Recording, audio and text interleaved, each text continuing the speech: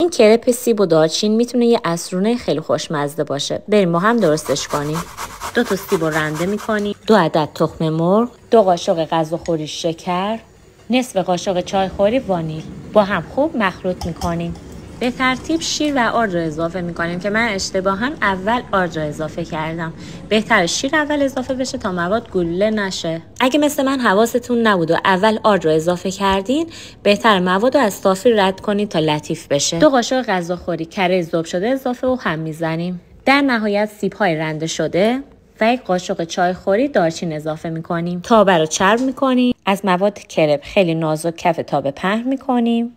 بعد از حدود 1 دقیقه برمیگردونیم تا طرف دیگه‌ش هم سرخ بشه. سمت سرخ شدهش رو با کره براش میکنیم. میتونی با پودر قند دیزاینش کنی. اینم نتیجه. امیدوارم درست کنی و کنار عزیزانت لذت ببری. اگه دوست داشتی اون قلب سفید رو لطفاً قرمز کن، این پست رو برای دوستات بفرست.